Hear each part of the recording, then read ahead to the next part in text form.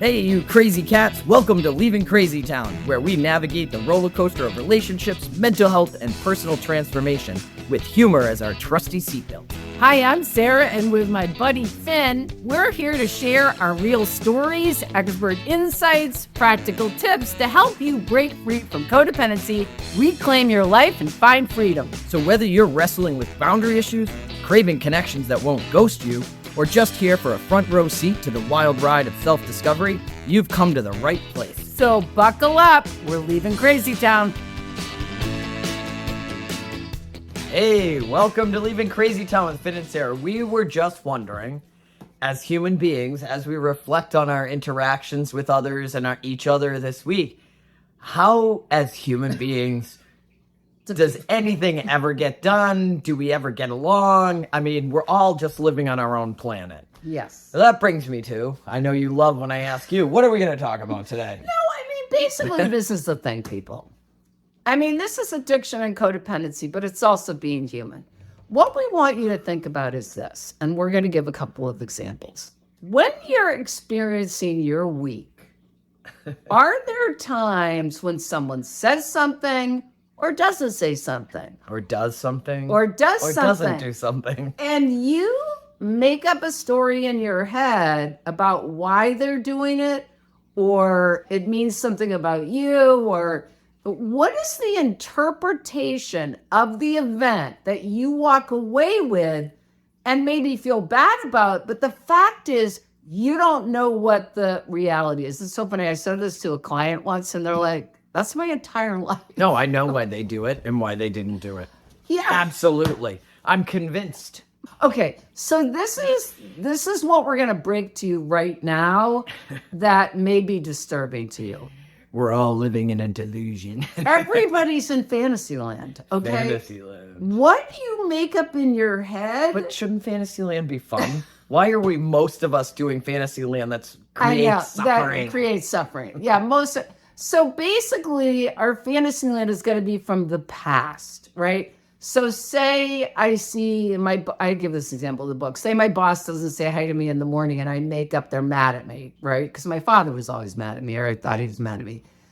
I will project that onto my boss and make that story up when my boss isn't mad at me. So that we're just giving like quick little examples. So think about that. How many interactions have you had this week where something happens, you make it up? And think about close relationships, okay? Because that happens a lot. Oh, they didn't like that, but you don't say anything. So we're going to give some tools at the end of the video about how to resolve this, because otherwise you are causing yourself so much pain. That's really all fantasy.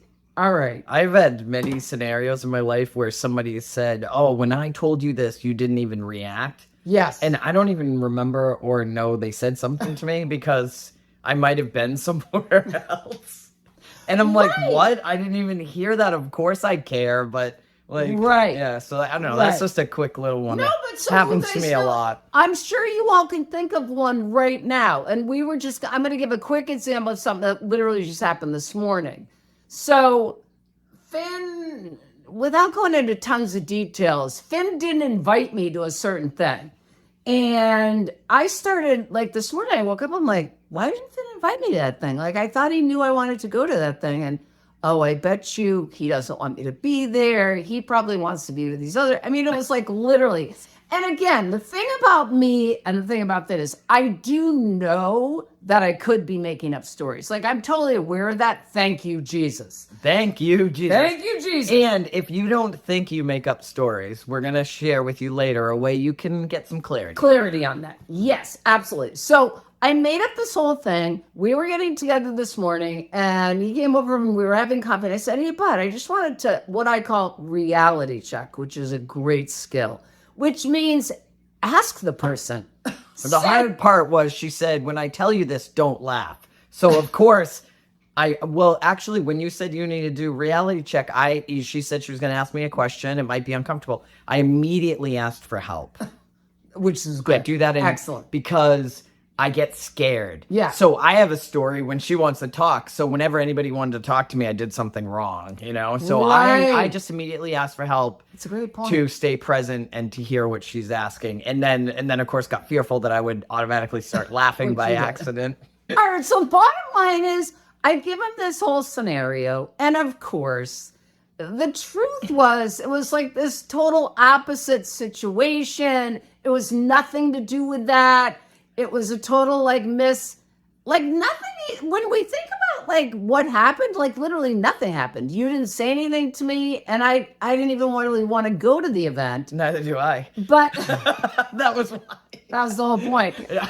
But it was like, so that's an example of having a relationship where you can trust someone and you just say, hey, you know, the thing that people do is this, all right? And we're going to talk about this too. The thing people do is I make up a story in my head. I feel rejected by Finn because he didn't ask me to go to this thing. And I think, why did he do that? And I get hurt because I believe the story in my head, okay? Which is the human condition. This is 99.9% of human beings have a thought or a feeling and believe it, okay? So I believe it, I get hurt, and then I react in some bizarre way like Comes I out reject. sideways. Yeah, it comes out sideways. So it affects our relationships. You know what I would constantly. do in those scenarios? What I used to do, I'd be like, oh, well, when they ask me, I'm going to say no. Yes. Like, I would plan an advanced rejection because Yes. I've been rejected. It's so crazy. And the crazy thing is, like, you know, ultimately, because she asked, I was able to share with her. Like, I thought about it. I'm like, well, why didn't I bring it up? Well, I don't want to go. So the last thing on earth I want to do is invite someone I love to something I don't want to go to because I figure they don't want to go, you know? And, yeah, so it's just interesting because I have my whole idea of why, and I also invited like mass public people too, so that was kind of interesting. But All right, do you have an example of a story you make up in your head? first I want to say Okay, go like ahead. one of the things that we talked about is what happened. Okay, So this is a tool. So what happened? Sarah found out about something I was doing and was aware that she wasn't invited. And what's the story you told yourself? Well, that I didn't want her going. Right. Right? And then the last question is, what does she actually know? What she actually knew is what happened, that there's an event that I'm going to and she wasn't invited. Right. Bottom line. Everything else is made up. Yeah. So she asked for clarity. And I it asked for actually, I thought it created a great conversation because later on I was thinking about it and I was able to tell Sarah that I can't actually imagine any event in my life that wouldn't be made better with her presence. Oh my God. So, Very you know, like, even though I may not say that, I know it's not going to fix because her stuff is really about her projection and I do the same thing. What happened for me this past week probably was I kept projecting. So and most people know, like, I'm taking singing lessons and, you know, piano lessons, not piano, but music lessons. I'm learning to write music and read it. And I've been really fearful. And sometimes my fear kicks in from other ways and then just like becomes pervasive, but it doesn't feel really like fear.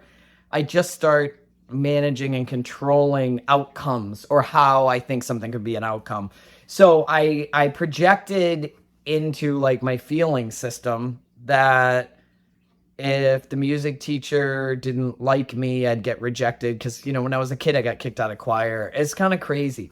And I didn't even know. And I said something to her about being nervous. And my choir teacher, music teacher, whatever, said to me, that's really about the relationship with yourself. It's got nothing to do with me. She's smart. So right away, I was like, oh, this woman's speaking my language, blah, blah, blah. But I didn't actually interpret it like, oh, that I was doing that. I was just like, oh, she's speaking my language. Yeah, of course, I know that, right? So I'm keeping it all up here. But I thought about it, and I'm like, what is it about my relationship with myself? And I started realizing that I had this belief that I was rejected as a child for misbehaving in choir, lost this opportunity that I really loved. And, you know, I've carried as a resentment for 50 years and written about many times. And that's actually happening again. And that's going to happen. And if I don't manage and control the scenario, I'm going to be rejected. It's not really what's happening.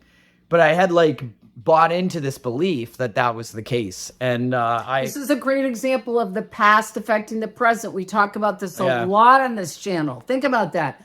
An old wound from childhood singing lessons, now same wound coming up. Okay, go ahead. Yeah, and this teacher is like, that's nowhere in her head. She's teaching.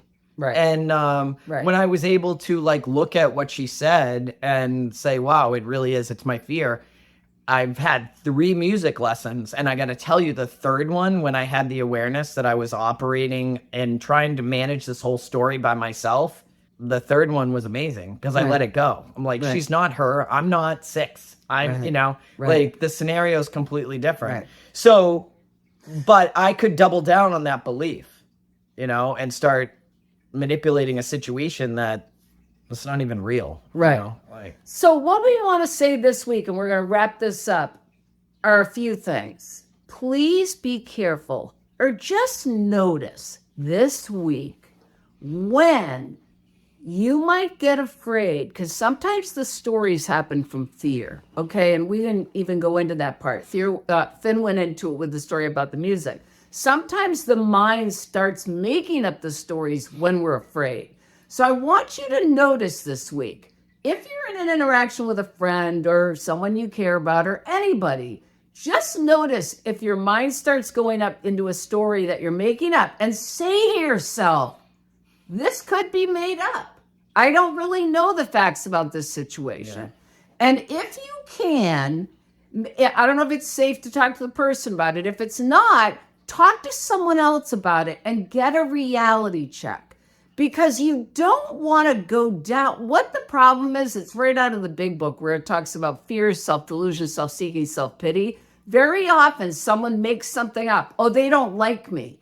And then I react to them in a mean way because I think they don't like me. I have to tell you, like, long before I could even identify how I felt about anything, I was pretty certain I was the expert on everyone else's feelings and thoughts. Yes. And no clue. It really is all my own stuff.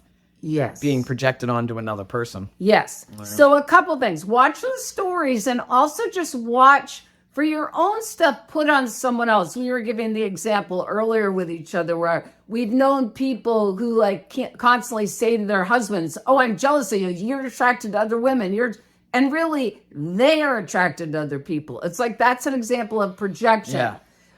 Watch if you're saying someone else is feeling something when really it's about you. Yeah, and before recovery, I was a cheater, but I thought everybody was cheating on me. Right. Like I saw deceit because I was doing it. Like, hello, you know, I'm projecting it onto others. The other piece is just want to go over this. If you decide that you want to get clarity about something you're telling yourself, yes, I want you to take note at how Sarah approached me, because if somebody's safe in your life and you can approach them, it's great. But you're going to get better response from someone if you don't come at them with, you made me feel this way. When you did this, you did. Like, if she was telling me what I did, I may not have been as open-minded, but instead she was asking for clarity, right? She kept it all on herself. Like, I'm telling myself a story. Will you give me some clarity, a reality check? Yes. And she said, you might feel uncomfortable. So, you know, I had these warnings, and she got me into a place where I was going to be helpful to her. Right. She wasn't attacking me for something I did. You know, some people wake up after having a nightmare about their spouse and they're mad at their spouse all day. Like, those are the things, like, it's made up. You know, I've done that myself, but because she approached me in an open-minded, like, hey, can you help me with some clarity? I'm now able to get centered, ask for help, and then listen to what she's saying and give her the truth. Right. So work on this week, you guys. And I know you don't probably believe me, but most of your thoughts are not real. Yeah, double check. What happened? What am I telling myself about what happened, and what do I actually know? Which is Sarah's stick to the facts. Start getting some spaciousness, a spacious relationship with your thinking. That's the first step in co-crazy behavior, the co-crazy recovery. That's why I call it the Tower of Terror. Yes. Making up stories. All right. Fasten your seatbelt. We're leaving. Love you. We're hoping to leave. Thanks for listening to Leaving Crazy Town. We hope today's episode offered you valuable insights and tools to help navigate your relationship. If you found our discussion helpful, please rate, review, and subscribe to our podcast. And share it with a friend. Misery loves company, right? Stay connected with us on social media and visit our website for additional resources and updates on future episodes. Until next time, remember that breaking free from codependency is a journey, and we're here to help you every step of the way. And hey, if all else fails, at least you'll have a few laughs. So buckle up. We're leaving Crazy Town.